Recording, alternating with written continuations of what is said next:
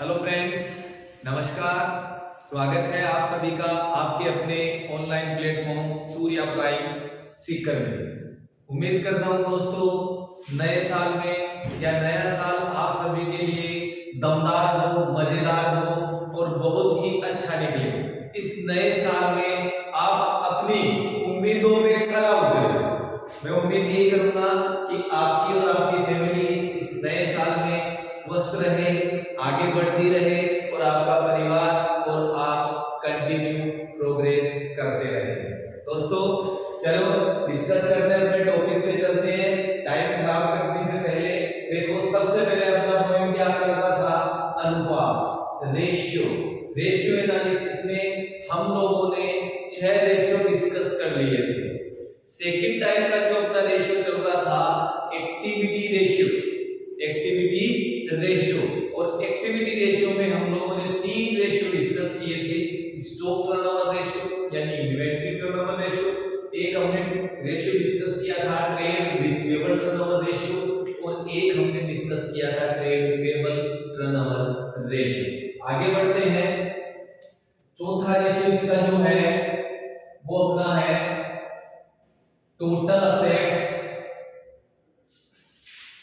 Turnover ratio. Total assets turnover ratio यानी कुल संपत्ति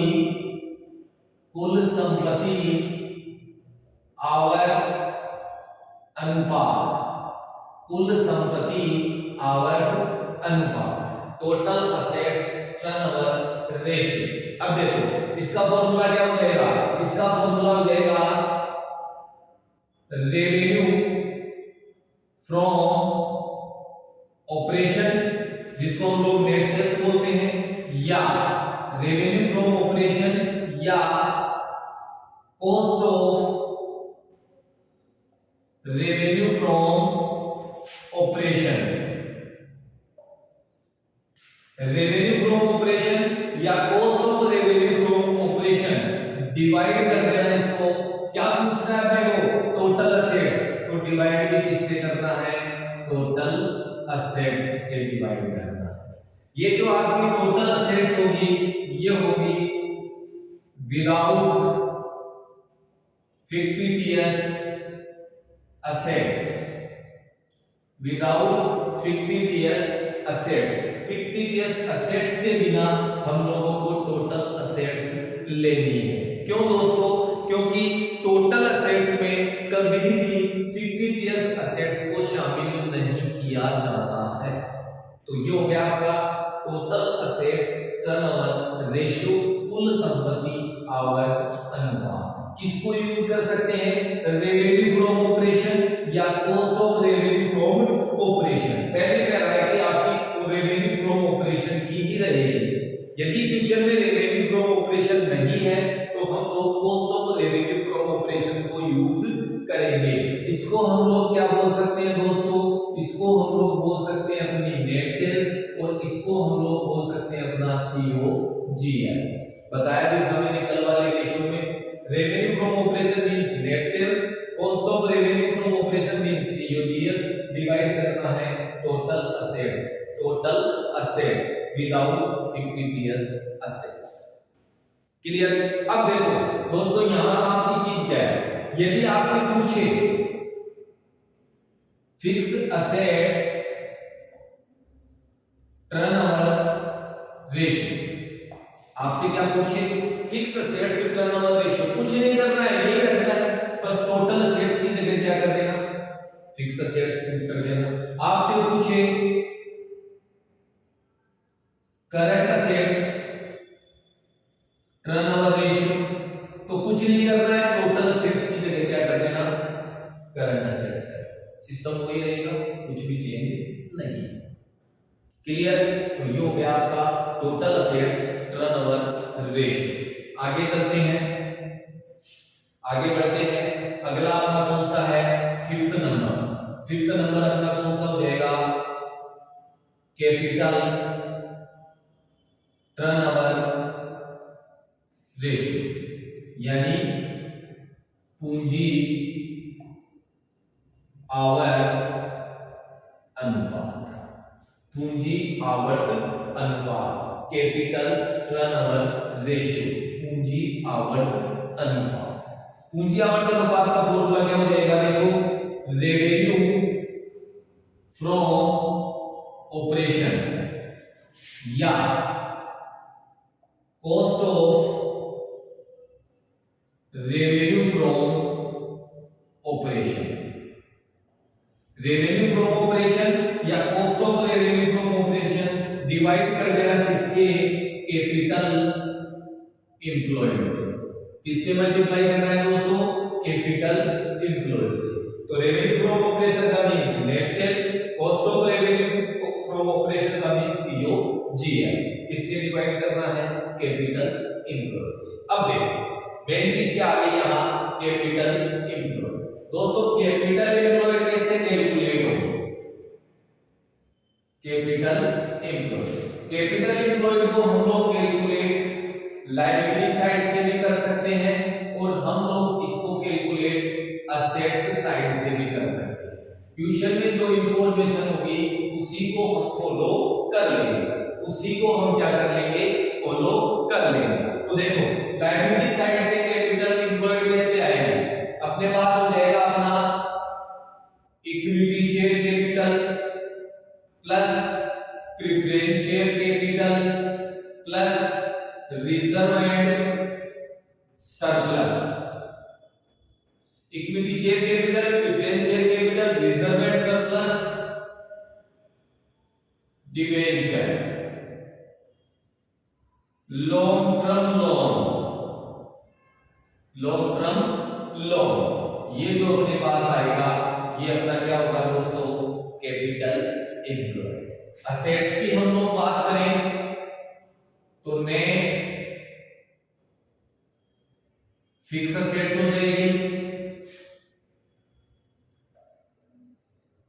इन्वेस्टमेंट हो जाएगा,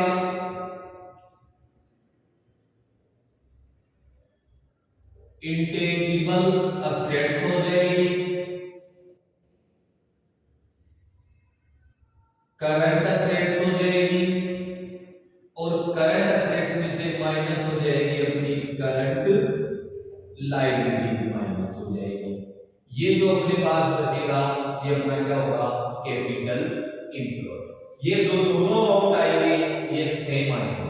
तो आप कैपिटल एम्प्लॉयड की कैलकुलेशन लायबिलिटी साइड से भी कर सकते हो, असेट्स साइड से भी कर सकते हो। तो ये होगा आपका fifth ratio, capital turnover ratio. कोई दिक्कत इसमें? तो आपका सेकंड रेशियो हम लोगों ने पढ़ा था एक्टिविटी रेशियो, और एक्टिविटी रेशियो में हमने कितने रेशियो डिस्कस किए, 5 रेशियो डिस्कस किए। कौन कौन से, stock turnover ratio, trade receivable turnover ratio, trade payable turnover ratio, total assets turnover ratio और कैपिटल टर्नओवर रेशियो। कोई दिक्कत यहां तक? ठीक है, आगे बढ़ते हैं। अगला जो अपना रेशियो होगा वो होगा प्रॉफिटेबिलिटी रेशियो, या पहले पढ़ लेते हैं चलो लिवरेज रेशियो। पहले कौन सा पढ़ लें, लिवरेज रेशियो की कैलकुलेशन कर लेते हैं।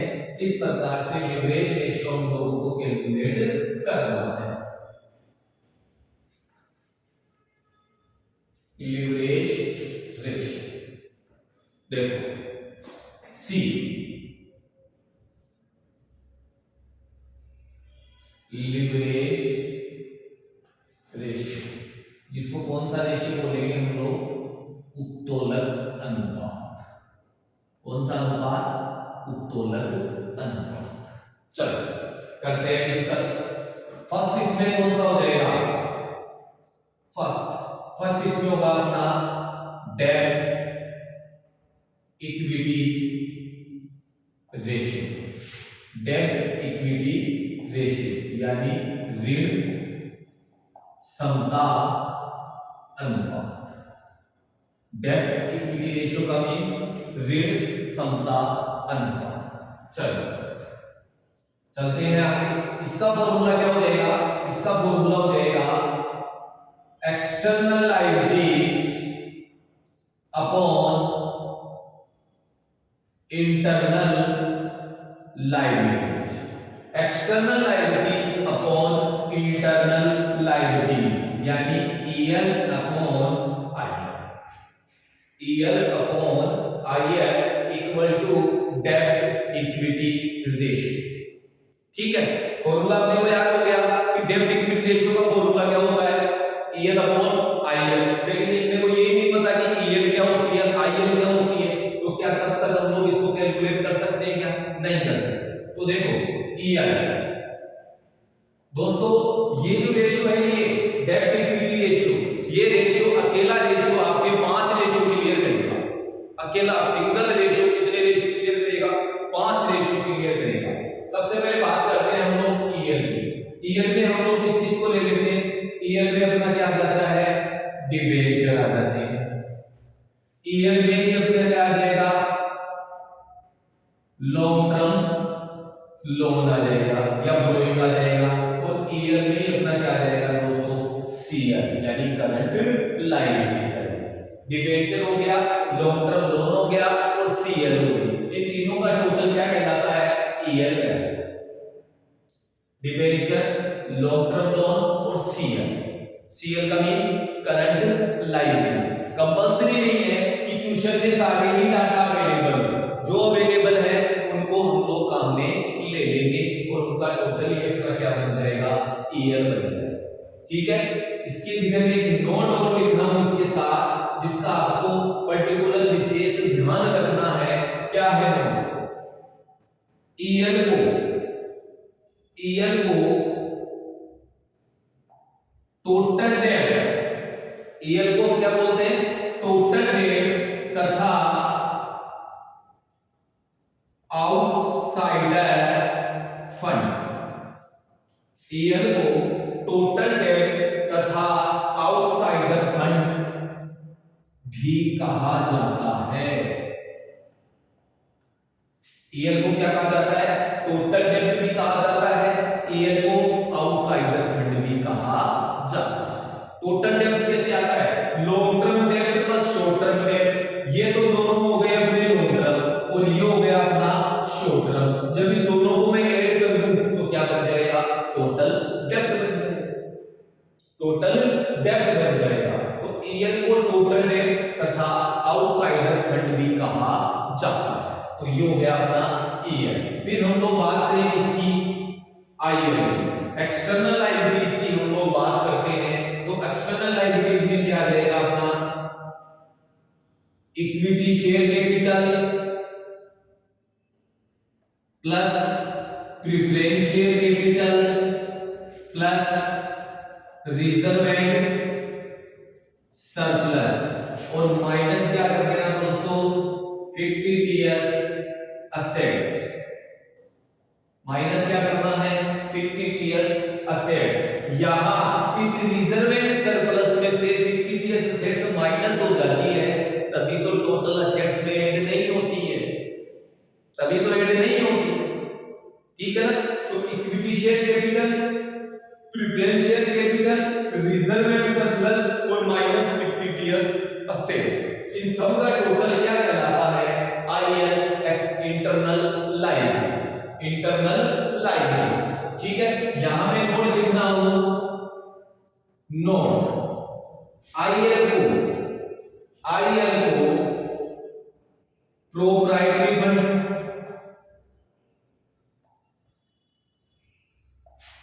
शेयर होल्डर फंड तथा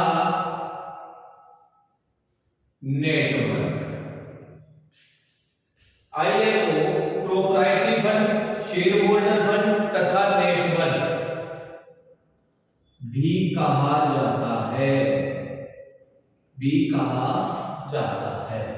आपसे पूछे कि प्रोप्राइटरी फंड कैसे कैलकुलेट होगा? अरे जैसे IL कैलकुलेट होगी वैसे प्रोप्राइटरी फंड कैलकुलेट होगा। आपसे पूछे शेयर होल्डर फंड कैसे बनता है? तो जैसे IL बनती है वैसे ही प्रोप्राइटरी फंड बनता है। आपसे पूछे नेटवर्थ कैसे बनती है? तो जैसे IL बनती है वैसे ही नेटवर्थ बनती है। क्लियर है? Proprietary fund, share holder fund तथा नेटवर्थ किसको कहा जाता है? IL को। तो क्या मैं इस IL की जगह प्रोप्राइटरी फंड लिख सकता हूं? बिल्कुल लिख सकते हैं। शेयर होल्डर फंड लिख सकते हैं, नेटवर्थ लिख सकते हैं, कोई दिक्कत इसमें? ठीक है, यहां मैंने एक चीज माइनस की, फिक्टिटियस एसेट्स। दोस्तों आपको पता होना चाहिए कि फिक्टिटियस एसेट्स अपनी होती कौन सी है। देखो यहां मैं लिख देता हूं कि फिक्टिटियस एसेट्स अपनी कौन सी होती है। एक तो होती है अपनी P&L का कौन सा बैलेंस दोस्तों? Debit balance. P&L का डेबिट बैलेंस अपनी फिक्टिटियस एसेट्स होती है। एक कौन सी होती है? एक होती है अपनी अंडरराइटिंग कमीशन। अंडरराइटिंग कमीशन जिसको अधिकोपक कमीशन हम लोग बोलते हैं। एक कौन सा होता है अपना? एक होता है अपना discount on issue of share and debenture. Discount on issue of share and debenture ये भी अपनी फिक्टिटियस एसेट्स होती है। एक कौन सी होती है? एक होती है अपनी प्राइमरी एक्सपेंसेस। प्राइमरी एक्सपेंसेस जो प्रारंभिक खर्चे होते हैं वो भी अपने कौन से होते हैं? फिक्टिटियस एसेट्स की काउंटिंग में आते हैं। तो ये हो गया अपना फर्स्ट लीवरेज रेशियो का first debt equity ratio. Start में कहा था मैंने अकेला सिंगल रेशियो कितने रेशियो क्लियर करेगा? 5 रेशियो क्लियर करेगा। डेट इक्विटी रेशियो का फॉर्मूला होता है EL upon IL। EL means होता है debenture long term loan plus CL, या शॉर्ट में इसका फॉर्मूला लिखना चाहो तो long term debt plus short term debt. Long term debt plus short term debt क्या बन जाएगा अपना? Long term debt plus short term debt क्या बन जाएगा? EL। लॉन्ग टर्म में डिबेंचर आ गई, लॉन्ग टर्म लोन आ गई, और शॉर्ट टर्म में क्या आ गई अपनी? CL आ गई। दोनों का टोटल क्या बन जाएगा? EL बन जाएगा। EL को ही हम लोग टोटल डेट और EL को ही हम लोग आउटसाइडर फंड भी बोलते हैं। IL में दोनों प्रकार की तो शेयर कैपिटल हो गई, रिजर्व एंड सरप्लस हो गया, और माइनस हो गई फिक्टिटियस एसेट्स। फिक्टिटियस एसेट्स में क्या आ जाएगा? P&L का debit balance, underwriting commission, discount on issue of share and debenture और प्राइमरी एक्सपेंसेस। ठीक है, इसी IL को प्रोप्राइटरी फंड भी कहते हैं, शेयर होल्डर फंड भी कहते हैं और नेटवर्क भी कहते हैं। इसी IL को हम लोग क्या क्या कहते हैं? प्रोप्राइटरी फंड भी कहते हैं, शेयर होल्डर फंड भी कहते हैं और नेटवर्क भी कहते हैं। ठीक है ना? अकेला सिंगल रेशियो कितने रेशियो क्लियर करेगा? 5 रेशियो क्लियर करेगा। एक हो चुका है, 4 और बता दूंगा, अभी आपके सामने आ जाएंगे सब कुछ। चलें आगे, मिटा दो इसको, आगे चलते हैं। सेकंड टाइप का रेशियो लेते हैं, इसी का दूसरा रेशियो। दोस्तों देखो इसका दूसरा रेशियो कौन सा हो जाएगा? दूसरा रेशियो हो जाएगा अपना शोधन क्षमता अनुपात। शोधन क्षमता अनुपात जिसे बोलते हैं हम सोल्वेंसी रेशियो। कौन सा रेशियो बोलेंगे? सोल्वेंसी रेशियो। शोधन क्षमता अनुपात सोल्वेंसी रेशियो। और शोधन क्षमता रेशियो, सोल्वेंसी रेशियो का फॉर्मूला क्या हो जाएगा? Outsider fund. Outsider fund divide किससे करना है दोस्तों? टोटल असेट्स से। डिवाइड टोटल असेट्स, यानी शोधन क्षमता अनुपात सोल्वेंसी रेशियो इक्वल टू हो जाएगा outsider fund on total assets. Outsider fund अभी अभी बताया था जस्ट, आउटसाइडर फंड मींस होता है अपना EL, external liabilities. Outsider means क्या होता है? एक्सटर्नल लायबिलिटीज, और एक्सटर्नल लायबिलिटीज का मतलब होता है debenture, long term loan plus CL। क्या मैं इस आउटसाइडर फंड की जगह, इस आउटसाइडर फंड की जगह EL लिख सकता हूं? बिल्कुल लिख सकते हैं। आउटसाइडर फंड को ही EL कहा जाता है और EL को ही आउटसाइडर फंड कहा जाता है। डिवाइड किससे करना है? टोटल असेट्स से करना है। ठीक है, थर्ड देते हैं, ये सेकंड हो गया। मैंने कहा था सिंगल रेशियो 5 क्लियर करेगा, 2 हो चुके हैं। तीसरा देखो, तीसरा होता है अपना स्वामित्व अनुपात। स्वामित्व अनुपात तीसरा कौन सा है? स्वामित्व अनुपात। स्वामित्व अनुपात का मतलब हो गया प्रोप्राइटरी रेशियो। कौन सा रेशियो दोस्तों? Proprietary ratio. स्वामित्व अनुपात का मतलब प्रोप्राइटरी रेशियो। फॉर्मूला क्या हो जाएगा? प्रोप्राइटरी फंड डिवाइड किससे करना है दोस्तों? टोटल असेट्स से। किससे डिवाइड कर देना? टोटल असेट्स से डिवाइड कर देना।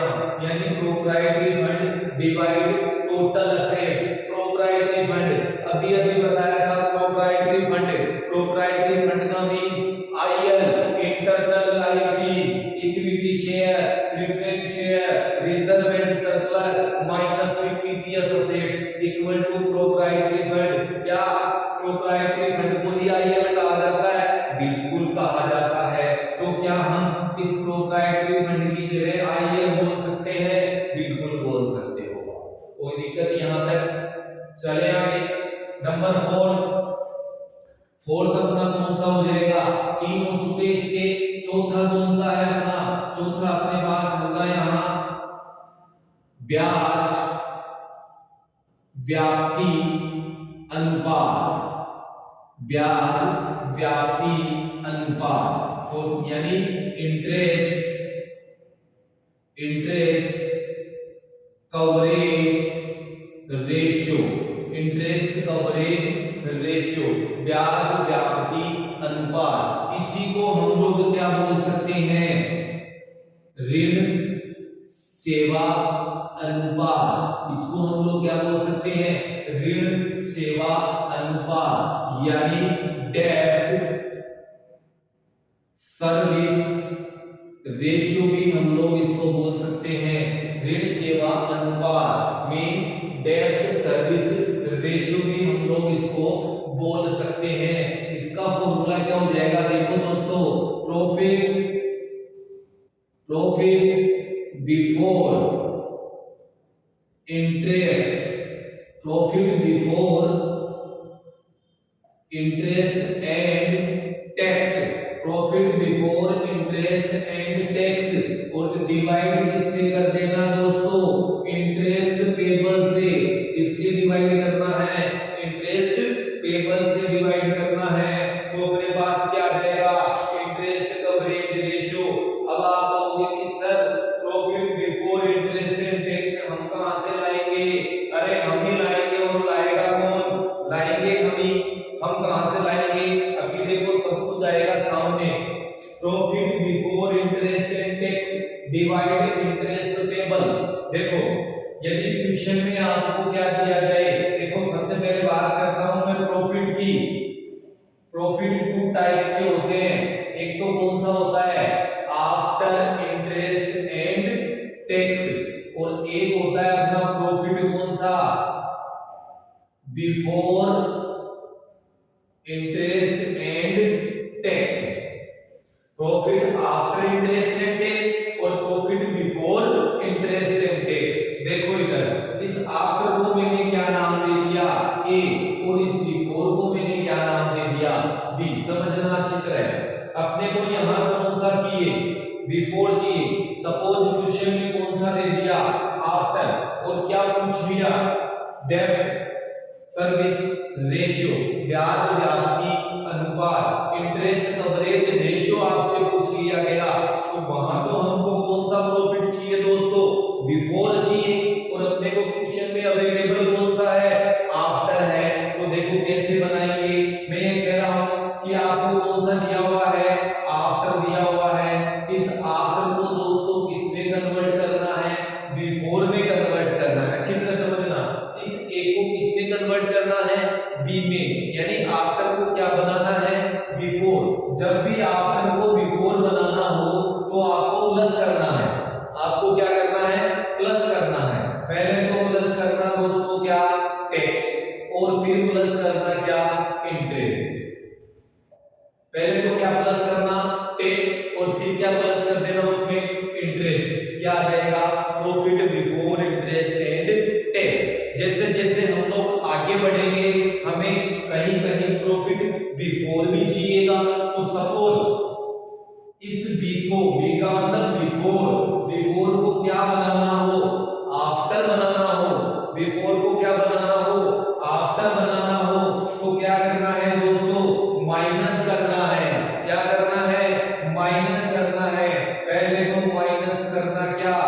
इंटरेस्ट और फिर माइनस करना क्या, टैक्स। क्या आ जाएगा वो, profit after interest and tax. कोई दिक्कत इसमें? तो ये हो गया आपका लिवरेज रेशियो। लिवरेज रेशियो कितने रेशियो क्लियर किए दोस्तों हमने इसमें? 4 रेशियो क्लियर किए। कौन कौन से? एक तो किया हमने डेब्ट इक्विटी रेशियो। एक तो कौन सा किया? डेब्ट इक्विटी रेशियो। डेब्ट इक्विटी रेशियो का फॉर्मूला क्या होता है? External liabilities upon internal liabilities. External liabilities का means debenture, long term loan plus CL. और एक्सटर्नल लायबिलिटीज को हम लोग टोटल डेब्ट्स भी बोलते हैं, हम लोग आउटसाइडर फंड भी बोलते हैं। ठीक है। आईएल का मींस क्या होता है? Internal liabilities. इंटरनल लायबिलिटीज कैसे आती है? Equity share, preference share, reserve and surplus minus fictitious assets. Fictitious assets में हम लोग किस किस को लेते हैं? पीएनएल का डेबिट बैलेंस हो गया, अंडरराइटिंग कमीशन हो गया, discount on issue of share and debenture हो गया और प्रीमिलरी एक्सपेंसेस हो गया। ठीक है। ईएल को ही आईएल को ही हम लोग नेट वर्थ भी बोलते हैं, उसको हम लोग शेयर होल्डर फंड भी बोलते हैं और उसी को हम लोग क्या बोलते हैं? अपनी प्रोप्राइटरी फंड भी बोलते हैं। ठीक है। अगला कौन सा पढ़ा आपने? शोधन क्षमता अनुपात, solvency ratio. Formula outsider fund upon total assets. Outsider fund upon total assets. Outsider का मींस ईआर। अगला पढ़ा स्वामित्व अनुपात, प्रोप्राइटरी रेशियो यानी proprietary fund upon total assets. IL proprietary fund को क्या बोलेंगे? आईएल। फोर्थ इसमें क्या पढ़ा हमने? इंटरेस्ट कवरेज रेशियो या डेब्ट सर्विस रेशियो। क्या फॉर्मूला होता है? Profit before interest and tax divide interest payable. Divide interest payable. Profit कौन सा चाहिए दोस्तों? बिफोर चाहिए। और प्रॉफिट आफ्टर को बिफोर बनाना, बिफोर को आफ्टर बनाना। यदि आफ्टर को बिफोर बनाना हो तो प्लस करना है, पहले प्लस करो टैक्स और फिर प्लस करो इंटरेस्ट। और जब बी को आफ्टर बनाना हो यानी बिफोर को आफ्टर बनाना हो तो माइनस करना है, पहले माइनस करो इंटरेस्ट और फिर माइनस करो टैक्स। तो ये हो गया आपके लिवरेज रेशियो। कोई दिक्कत इसमें? अगला लेते हैं हम लोग अपना सी हो गया। डी पढ़ेंगे प्रॉफिटेबिलिटी रेशियो। प्रॉफिटेबिलिटी रेशियो लाभदायकता अनुपात। प्रॉफिटेबिलिटी रेशियो लाभदायकता अनुपात। अच्छा रेशियो है लाभदायकता अनुपात। देखो डी प्रॉफिट एबिलिटी रेशियो यानी लाभदायकता अनुपात। प्रॉफिटेबिलिटी का मतलब लाभदायकता अनुपात। दोस्तों हम लोग इसमें 4 प्रकार के रेशियो पे डिस्कस करेंगे। कितने रेशियो पे? 4 प्रकार के रेशियो पे हम लोग इसमें डिस्कस करेंगे। इसका फर्स्ट देखो कौन सा है? इसका फर्स्ट कौन सा है? फर्स्ट है अपना इसका, सबसे पहले लेते हैं अपना सकल लाभ अनुपात। सकल लाभ अनुपात यानी ग्रोस प्रॉफिट रेशियो। कौन सा रेशियो? ग्रोस प्रॉफिट रेशियो, सकल लाभ अनुपात। दोस्तों एक चीज बता दूं मैं आपको, जो ये प्रॉफिटेबिलिटी रेशियो है ये सारे के सारे किस पर बेस्ड होंगे? ये होंगे रेवेन्यू फ्रॉम ऑपरेशन। किस पर बेस्ड होंगे? Revenue from operation. It means net sales पे डिपेंड होंगे सारे। किस पर बेस्ड है ये? नेट सेल्स पे डिपेंड है। और इनका जो रेशियो कैलकुलेट होगा वो परसेंटेज में कैलकुलेट होगा। किस में कैलकुलेट होगा दोस्तों? परसेंटेज में कैलकुलेट होगा। सबसे पहले कौन सा है अपना सकल लाभ अनुपात, ग्रोस प्रॉफिट रेशियो। क्या फॉर्मूला होता है इसका? Gross profit upon revenue from operation. Gross profit upon revenue from operation multiply किससे करना है?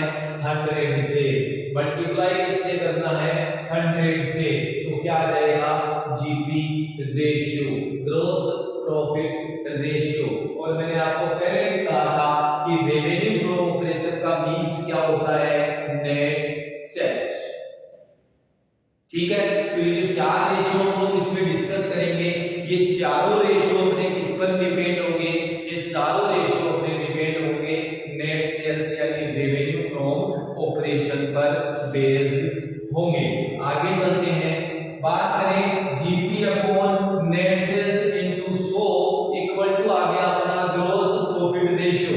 लेकिन इस जीपी की कैलकुलेशन कैसे करोगे, जीपी का मींस ग्रॉस प्रॉफिट। अब जीपी कैसे आएगा, देखो दोस्तों, revenue from operation, revenue from operation minus cost of revenue from operation, revenue from operation minus cost of revenue from operation. मैंने कहा था इसका मतलब क्या है, नेट सेल्स है, और इसका मतलब क्या होता है, सीओजीएस होता है। और नेट सेल्स में से सीओजीएस को माइनस कर देंगे तो क्या आ जाएगा, ग्रॉस प्रॉफिट आ जाएगा। कोई दिक्कत यहां तक? तो ये हो गया आपका GP ratio, gross profit ratio. Second की बात करता हूं मैं, इसी का सेकंड कौन सा हो जाएगा, सेकंड हो जाएगा इसका परिचालन, परिचालन अनुपात। कौन सा अनुपात, परिचालन अनुपात, यानी operating cost ratio, operating cost ratio, जिसे परिचालन लागत अनुपात भी बोल सकते हो आप। तो परिचालन कॉस्ट यानी ऑपरेटिंग कॉस्ट रेशियो, फॉर्मूला क्या हो जाएगा, operating cost divide, operating cost divide revenue from operation, revenue from operation multiply 100। Operating cost divide revenue from operation multiply 100 क्या आ जाएगा, ऑपरेटिंग कॉस्ट रेशियो आ जाएगा। फॉर्मूला याद हो गया, operating cost upon revenue from operation, और रेवेन्यू फ्रॉम ऑपरेशन को ही net sales कहा जाता है। तो हम लोग बोल सकते हैं operating cost upon net sales into 100। ठीक है, अब देखो, अब आपको बोलेगी सर हम ऑपरेटिंग कॉस्ट कहां से लाएंगे, तो देखो ऑपरेटिंग कॉस्ट कैसे कैलकुलेट होगी, operating cost, operating cost, cost of revenue from operation, cost of revenue from operation, it means COGS, plus कर देना दोस्तों इसमें किसको, ऑपरेटिंग एक्सपेंसेस, किसको ऐड कर देना, ऑपरेटिंग एक्सपेंसेस को ऐड कर देना, क्या आ जाएगा, ऑपरेटिंग कॉस्ट आ जाएगी। अब आप कहोगे कि सर ऑपरेटिंग कॉस्ट एक्सपेंसेस कौन कौन से होते हैं, तो ये लोग, ये होते हैं अपने ऑपरेटिंग एक्सपेंसेस। एक तो होता है आपका एडमिनिस्ट्रेटिव, एडमिनिस्ट्रेटिव एक्सपेंसेस, एक होता है आपका सेलिंग एक्सपेंसेस, एक होता है आपका डिस्ट्रीब्यूशन, डिस्ट्रीब्यूशन एक्सपेंसेस, और एक नाम और आ जाए ये भी ऑफिस एक्सपेंसेस, तो वो एडमिनिस्ट्रेशन का ही भाग है, ऑफिस एक्सपेंसेस। तो ये अपने कौन से हो गए, ऑपरेटिंग एक्सपेंसेस हो गए। कोई दिक्कत नहीं आता, तो ये हो गया आपका सेकंड। थर्ड देखो, थर्ड कौन सा आता है अपना यहाँ, तीसरा आ जाएगा अपना operating, operating profit ratio, operating profit ratio, यानी परिचालन, परिचालन लाभ अनुपात। कौन सा अनुपात, परिचालन लाभ अनुपात, ऑपरेटिंग प्रॉफिट रेशियो, परिचालन लाभ अनुपात। अब परिचालन लाभ अनुपात का फॉर्मूला क्या हो जाएगा दोस्तों, देखो operating profit, operating profit divide revenue from operation, revenue from operation multiply 100। बार बार बता रहा हूं, रेवेन्यू फ्रॉम ऑपरेशन को ही क्या कहा जाता है? नेट सेल्स कहा जाता है। क्या कहा जाता है? नेट सेल्स कहा जाता है। तो operating profit upon revenue from operation multiply 100 क्या आ जाएगा? ऑपरेटिंग प्रॉफिट रेशियो आ जाएगा। अब आप कहोगे कि सर हम ऑपरेटिंग प्रॉफिट कहां से लाएंगे? ये आ गया, देखो operating profit, operating profit, operating profit कैसे आएगा? अभी अभी हम लोगों ने निकाला था ग्रॉस प्रॉफिट, निकाला था या नहीं निकाला? निकाला था। इसमें से माइनस कर देंगे ऑपरेटिंग एक्सपेंसेस, इसको माइनस करेंगे दोस्तों, ऑपरेटिंग एक्सपेंसेस को माइनस कर देंगे तो अपने पास ऑपरेटिंग प्रॉफिट कैलकुलेट हो जाएगा। Gross profit minus operating expenses equal to operating profit. कोई दिक्कत इसमें? तो ये हो गया आपका थर्ड ऑपरेटिंग प्रॉफिट रेशियो। चौथे की बात करता हूं मैं यहां, इसका फोर्थ कौन सा हो जाएगा? Net profit ratio, net profit ratio यानी शुद्ध लाभ अनुपात। कौन सा अनुपात? शुद्ध लाभ अनुपात, ऑपरेटिंग प्रॉफिट रेशियो। शुद्ध लाभ अनुपात का फॉर्मूला क्या होगा? Net profit, net profit upon revenue from operation, net profit upon revenue from operation क्या आ जाएगा? नेट प्रॉफिट रेशियो आ जाएगा। चौथा रेशियो नेट प्रॉफिट रेशियो। ये तो हो गया जीपी का, ठीक है, ये हो गया ऑपरेटिंग कॉस्ट का, ये हो गया आपका ऑपरेटिंग प्रॉफिट का, और ये हो जाएगा अपना नेट प्रॉफिट का। ठीक है, net profit ratio, net profit upon revenue from operation multiply 100। अब आप कहोगे कि सर हम नेट प्रॉफिट कहां से लाएंगे? ये आ गया, ये देखो net profit, net profit equal to क्या हो जाएगा दोस्तों? यहां बताता हूं, देखो दो फॉर्मूले हैं इसके, एक तो है अपना operating profit minus non operating expenses.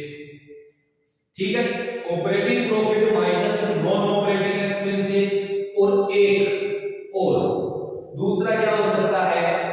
Gross profit minus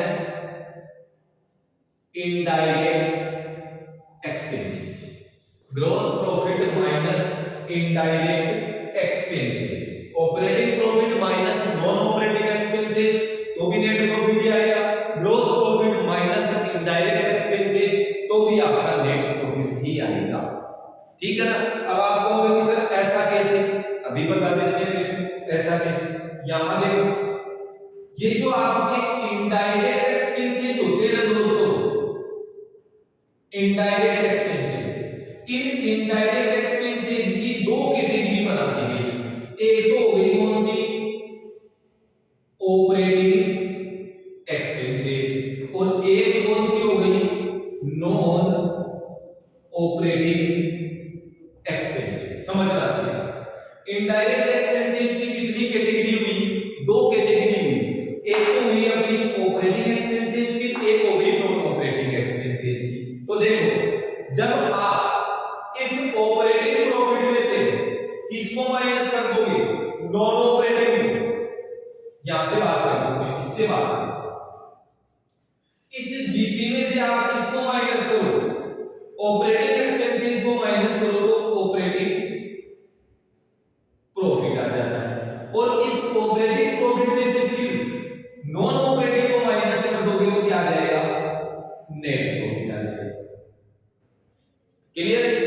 एक तो ये हो गया। सेकंड, इस जीपी में से यदि आप डायरेक्टली इसको माइनस कर दोगे, इस जीपी में से डायरेक्टली इसको माइनस कर दोगे